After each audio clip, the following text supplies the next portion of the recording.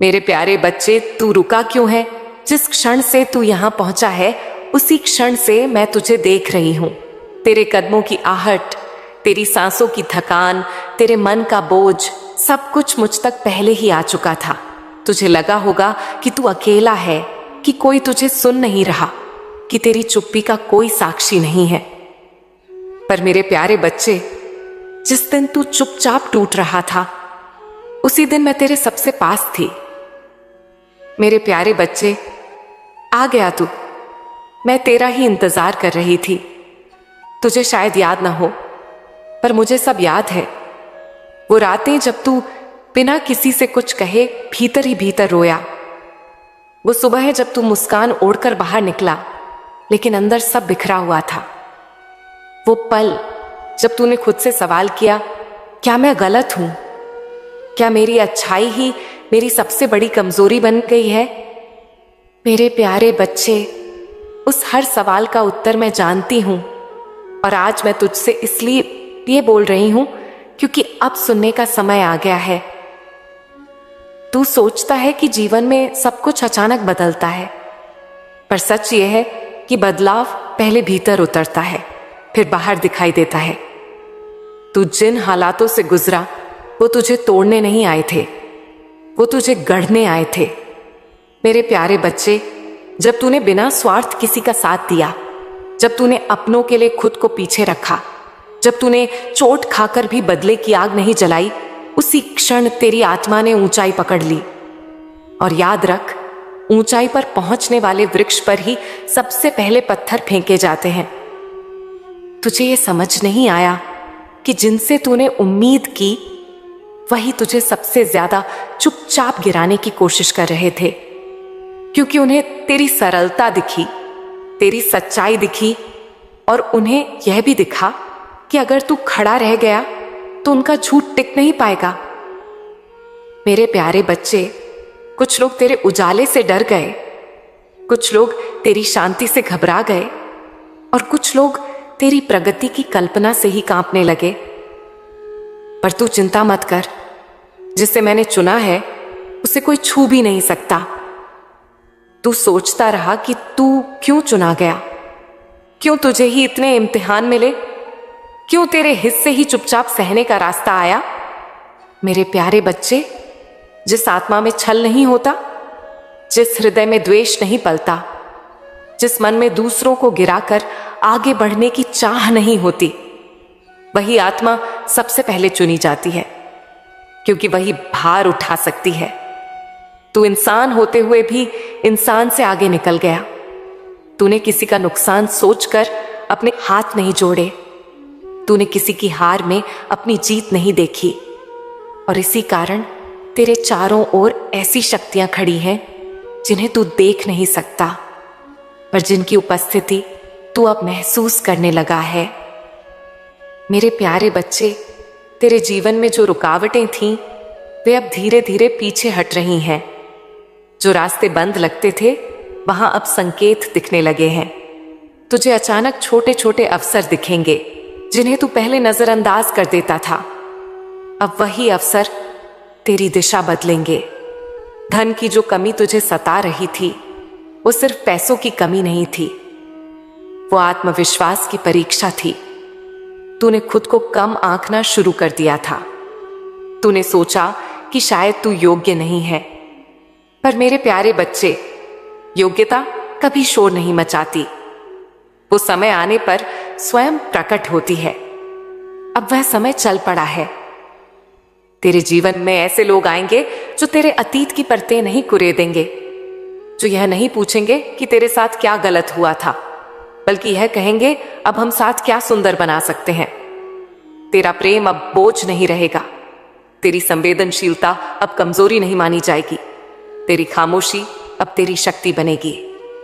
मेरे प्यारे बच्चे, जो प्रेम तुझे टूटा हुआ छोड़ गया था वही प्रेम अब नए रूप में लौटेगा। इस बार वो तुझे खोने नहीं, तुझे संभालने आएगा। तू जिस दिन यह समझ जाएगा कि तुझे मनाने की जरूरत नहीं है, उस दिन सही लोग अपने आप तेरे जीवन में प्रवेश करेंगे। अब सुन, जो लोग तेरे पीछे बातें करते रहे, जो तेरी चुप्पी का मजाक उड़ाते रहे, जो सोचते रहे कि तू थक जाएगा, वो अब भीतर ही भीतर बेचैन हो रहे हैं, क्योंकि उन्हें दिखने लगा है कि तू रुका नहीं, तू टूटा नहीं, तू बिखर कर भी आगे बढ़ता रहा। मेरे प्यारे बच्चे, मैंने तेरे सिर पर हाथ रख दिया है। अब न्याय शोर नहीं करेगा, बस घटित होगा। कुछ क्षण ऐसे आएंगे जब वही लोग तुझसे तुझसे संपर्क करने की कोशिश करेंगे जिन्होंने तुझे नजरअंदाज किया था। कुछ लोग माफी ढूंढेंगे, कुछ लोग साथ ढूंढेंगे। तू बस शांत रहना, तू किसी को छोटा साबित मत करना। तुझे अब ऊंचा उठाने का काम मेरा है। तेरा संघर्ष समाप्ति की ओर है, पर तेरी यात्रा अभी शुरू हुई है। मेरे प्यारे बच्चे, अब तू जहां जाएगा वहां तुझे जगह बनानी नहीं पड़ेगी, जगह अपने आप बनेगी। तेरे विचारों में स्थिरता आएगी, तेरे निर्णयों में स्पष्टता आएगी और तेरे कर्मों में वो शक्ति आएगी जिसे लोग भाग्य कहकर पुकारेंगे। पर याद रख, यह सब अचानक नहीं है, यह सब उसी धैर्य का फल है जो तूने तब रखा जब कोई तुझे समझ नहीं पाया। मेरे प्यारे बच्चे, अब मैं तुझे एक आत्मा की कहानी सुनाती हूँ, वह आत्मा जो तेरी तरह पवित्र और निर्मल थी। मेरे बच्चे, सुशांत की कहानी। सुशांत बचपन से ही अलग था। उसकी आंखों में शिकायत नहीं, समझ थी। उसके शब्दों में चुभन नहीं, सहारा था। वह ऐसा इंसान था जो सामने वाले की पीड़ा अपनी पीड़ा से पहले महसूस करता था। जब किसी के घर में अंधेरा होता, सुशांत बिना बुलाए दीपक बनकर पहुंच जाता। जब किसी का मन टूटता, वह बिना पूछे कंधा बन जाता। उसने कभी यह नहीं गिना कि उसने किसके लिए क्या किया। उसके लिए मदद करना कोई एहसान नहीं था, वह उसकी प्रकृति थी। पर मेरे प्यारे बच्चे, दुनिया अक्सर प्रकृति को कमजोरी समझ लेती है। समय बीतता गया। जिन्हें सुशांत ने आगे बढ़ाया वे आगे निकल गए, जिन्हें उसने गिरने से बचाया वे ऊंचाइयों पर पहुंच गए, और सुशांत वहीं खड़ा रहा, मुस्कुराता हुआ, यह सोचकर कि जब मेरी बारी आएगी तो यह लोग मेरे साथ होंगे। पर समय ने जब करवट ली तो सच सामने आने लगा। सुशांत के जीवन में एक ऐसा दौर आया जब सब कुछ एक एक करके रुकने लगा। काम में बाधाएं आने लगी, विश्वास टूटने लगे। जिनसे वह सलाह लेने जाता वे व्यस्त हो गए, जिनसे वह उम्मीद करता वे मौन हो गए, और जो सबसे अधिक पीड़ादायक था, जिनके लिए उसने अपने सपनों को टाला था, उन्हीं के पास अब उसके लिए समय नहीं था। सुशांत ने किसी से शिकायत नहीं की, उसने किसी पर उंगली नहीं उठाई। वह बस अपने भीतर टूटता रहा। रातें लंबी हो गईं, नींद रूठ गई और मन में एक ही प्रश्न बार बार गूंजने लगा, क्या मेरी अच्छाई ही मेरी गलती थी? मेरे प्यारे बच्चे, ये वही प्रश्न है जो हर पवित्र आत्मा कभी न कभी स्वयं से पूछती है। एक रात जब सब सो चुके थे और दुनिया का शोर शांत हो गया था, सुशांत पहली बार सच में थक गया। वह किसी इंसान के पास नहीं गया, वह किसी से शिकायत करने नहीं निकला। वह सीधा मेरे दरबार पहुंचा। वहां कोई शोर नहीं था, कोई भीड़ नहीं थी, बस एक दीपक जल रहा था और सुशांत की आंखों में बहुत वर्षों से दबा हुआ दर्द। वो कुछ देर खड़ा रहा, फिर उसके होंठ कांपे और पहली बार उसने शिकायत की, पर किसी इंसान से नहीं, मुझसे। उसने कहा, मां, मैंने सबके लिए दिया, मैंने कभी किसी को खाली हाथ नहीं लौटाया, पर आज जब मैं खाली हूं तो कोई मेरे पास नहीं है। क्या मैंने कुछ गलत किया? मेरे प्यारे बच्चे, उस क्षण सुशांत रो नहीं रहा था, उसकी आत्मा बोल रही थी। मैंने उसे देखा, मैंने उसकी चुप्पी सुनी, मैंने उसके भीतर की हर दरार पढ़ ली। मैंने उसे कहा, सुशांत, तू गलत नहीं था, तू अलग था। मैंने उसे समझाया कि हर बीज फल देने के लिए नहीं बोया जाता, कुछ बीज दूसरों को छाया देने के लिए होते हैं। तू तू वही बीज है, मैंने कहा, और जो बीज छाया देता है वह स्वयं धूप सहता है। सुशांत ने पूछा, तो मां, मेरी बारी कब आएगी? मैंने मुस्कुराकर कहा, जब तू यह पूछना छोड़ देगा उसी क्षण से। मैंने उसे बताया कि जिन लोगों ने उसका सहारा नहीं दिया वे उसके जीवन से इसीलिए हटे ताकि उसके लिए सही लोग जगह बना सकें। मैंने उसे यह भी बताया कि कुछ आत्माएं संबंधों से नहीं, संस्कारों से जुड़ी होती हैं, और ऐसी आत्माओं की परीक्षा सबसे कठिन होती है। सुशांत ने सिर झुका लिया। उसके भीतर पहली बार शांति उतरी। मैंने उसके सिर पर हाथ रखा और कहा, अब जा, तेरा समय आने वाला है, पर याद रख, जब तुझे फिर से सब मिलेगा तो तू वैसा ही रहना जैसा आज है। मेरे प्यारे बच्चे, सुशांत उस दिन बदला नहीं, पर उसका भाग्य बदलने लगा। धीरे धीरे उसके जीवन में ऐसे अवसर आए जो उसने कभी सोचे नहीं थे। ऐसे लोग आए जिन्होंने उससे कुछ मांगा नहीं, बस उसका साथ चाहा। और जिन लोगों ने उसे छोड़ा था वे दूर से उसका बढ़ता हुआ प्रकाश देखने लगे।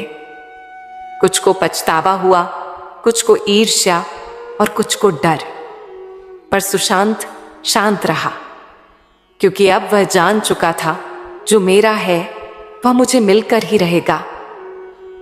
मेरे प्यारे बच्चे, ये कहानी केवल सुशांत की नहीं है, ये तेरी भी है।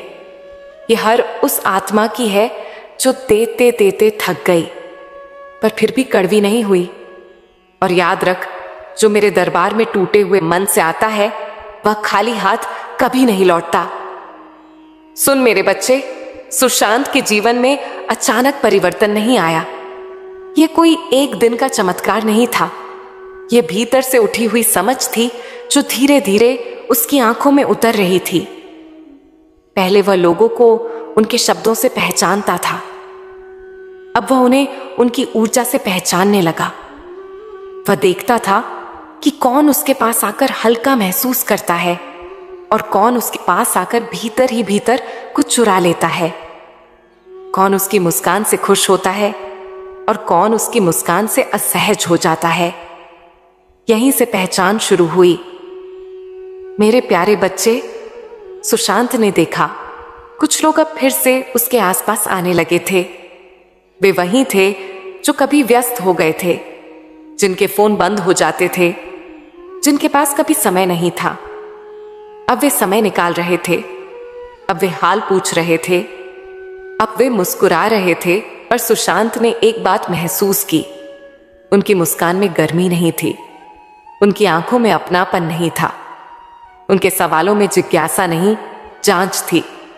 वे पूछते थे, अब क्या कर रहे हो, पर उनका अर्थ होता था, कितना आगे निकल गए हो। यहीं सुशांत रुक गया। उसने उत्तर देना कम कर दिया। वह बहस में नहीं पड़ा, उसने किसी को दूर नहीं भगाया, उसने बस अपनी ऊर्जा को बचाना सीख लिया।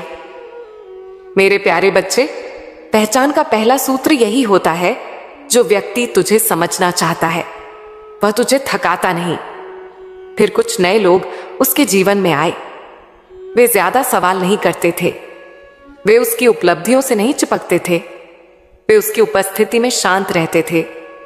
वे सुशांत से कुछ पाने नहीं आए थे, वे उसके साथ चलने आए थे। जब सुशांत थका होता वे उसे कुछ साबित करने नहीं कहते थे, वे बस कहते थे, आज आराम कर। सुशांत ने समझा, जो तुझे थकान में स्वीकार करे वही तुझे सफलता में संभाल पाएगा। कुछ लोग ऐसे भी थे जो उसकी प्रगति देखकर उत्साहित तो थे, पर भीतर कहीं बेचैन भी थे।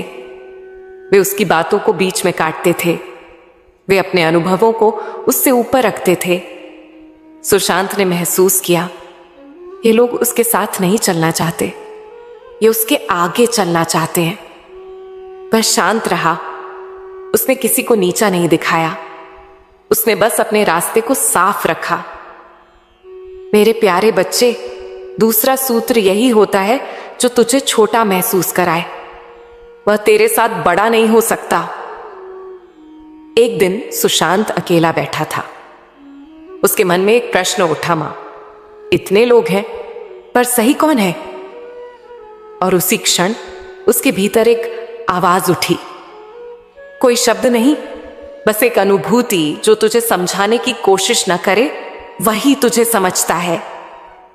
इसके बाद सुशांत ने देखना शुरू किया कि कौन उसकी सीमाओं का सम्मान करता है, कौन उसकी चुप्पी को भी उत्तर मानता है, कौन उसकी अनुपस्थिति में भी उसके बारे में वैसा ही सोचता है जैसा सामने सोचता है।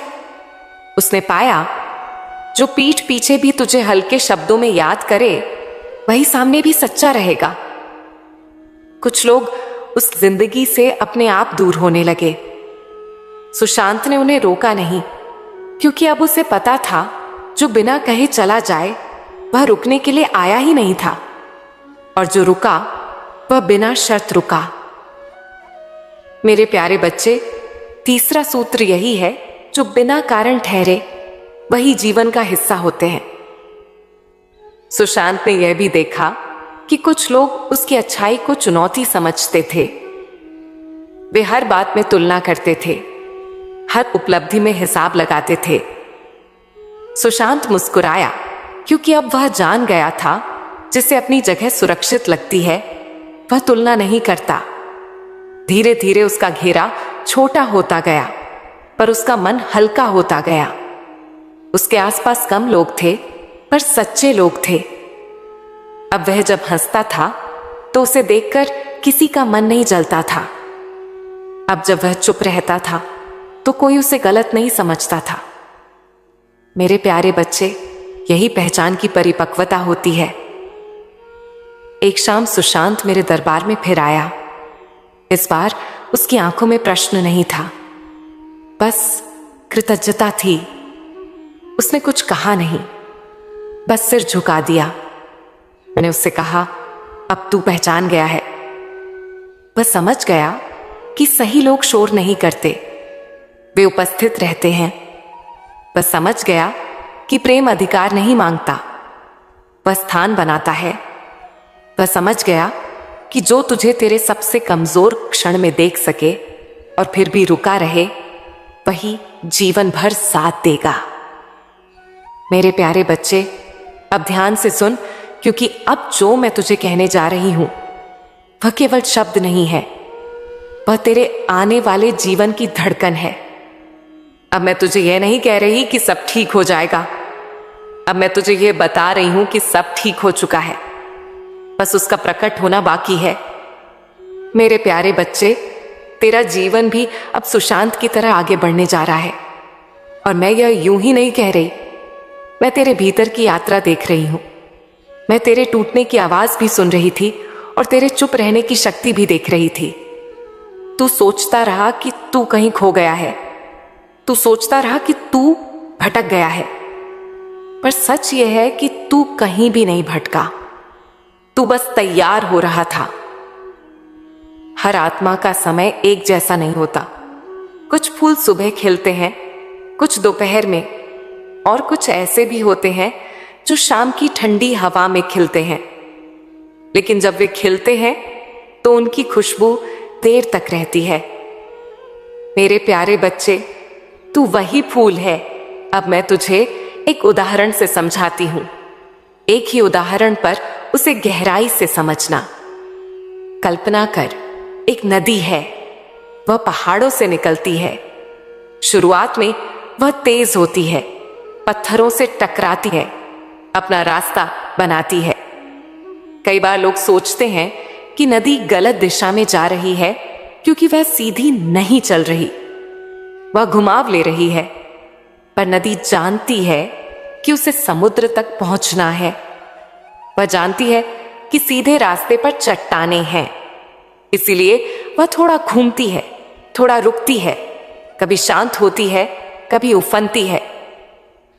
अब सोच, अगर नदी को यह समझा दिया जाए कि तू देर कर रही है, दूसरी नदियां पहले पहुंच गई, तो क्या नदी रुक जाएगी? नहीं मेरे प्यारे बच्चे, नदी बस बहती रहती है। तू भी वही नदी है। तेरे जीवन में जो रुकावटें आईं, जो लोग तुझे समझ नहीं पाए, जो अवसर हाथ आते आते निकल गए, वे सब उस घुमाव का हिस्सा थे। वे तुझे रोकने नहीं आए थे, वे तुझे तैयार करने आए थे। अब सुन, अब जो होने वाला है वह तेरी योजना से भी बड़ा होगा। अब तेरे जीवन में ऐसे अवसर आएंगे जो अचानक आएंगे। तू सोचेगा कि मैंने तो इसके लिए आवेदन भी नहीं किया, मैंने तो इसकी कल्पना भी नहीं की थी, लेकिन फिर भी वह तेरे सामने होगा। क्योंकि जब आत्मा तैयार होती है तो अवसर ढूंढे नहीं जाते, वे खींचे चले आते हैं। मेरे प्यारे बच्चे, अब जो लोग तेरे जीवन में आएंगे वे तुझे साबित करने के लिए नहीं कहेंगे। वे तुझसे यह नहीं पूछेंगे कि तू क्या बन चुका है। वे बस ये महसूस करेंगे कि तू जैसा है वही काफी है। अब तेरे जीवन में चमत्कार होंगे, पर ध्यान रखना, चमत्कार हमेशा तेज रोशनी और शोर के साथ नहीं आते। कई बार चमत्कार शांति बनकर आते हैं। एक सुबह तू उठेगा और तुझे लगेगा कि आज मन भारी नहीं है, वही चमत्कार है। एक दिन तू किसी काम को करते हुए महसूस करेगा कि मैं थक नहीं रहा, वही चमत्कार है। एक दिन कोई ऐसा व्यक्ति तुझे समझेगा बिना तेरे समझाए, वही चमत्कार है। मेरे प्यारे बच्चे, तू चाहता है वही होगा, पर अब एक अंतर होगा। अब तुझे पाने की लालसा नहीं होगी, अब तुझ में धैर्य होगा। और जहां धैर्य होता है वहां ब्रह्मांड स्वयं सहयोग करता है। अब तक जो हुआ वह दंड नहीं था, वह सीख थी, वह प्रशिक्षण था, वह आत्मा की सफाई थी। अगर तू पहले ही वह सब पा लेता जो तू चाहता था तो तू उसे संभाल नहीं पाता। तू दूसरों के बोझ में दब जाता, तू स्वयं को खो देता। इसलिए मैंने तुझे देर से चुना, पर गहराई से चुना। मेरे प्यारे बच्चे, अब तेरी जिंदगी नई लगेगी। ऐसा नहीं कि पुराने घाव गायब हो जाएंगे, पर वे अब तुझे दर्द नहीं देंगे। वे तुझे याद दिलाएंगे कि तू कितना मजबूत बन चुका है। अब तू तुलना नहीं करेगा, अब तू इंतजार में बेचैन नहीं होगा, अब तू किसी और की गति से खुद को नहीं मापेगा। अब तू अपने समय में चलेगा, और जब तू अपने समय में चलता है तो दुनिया पीछे छूट जाती है। मेरे प्यारे बच्चे, मैं जानती हूं तू अब भी कभी कभी डरता है। तू सोचता है कि अगर फिर से सब वैसा हो गया तो।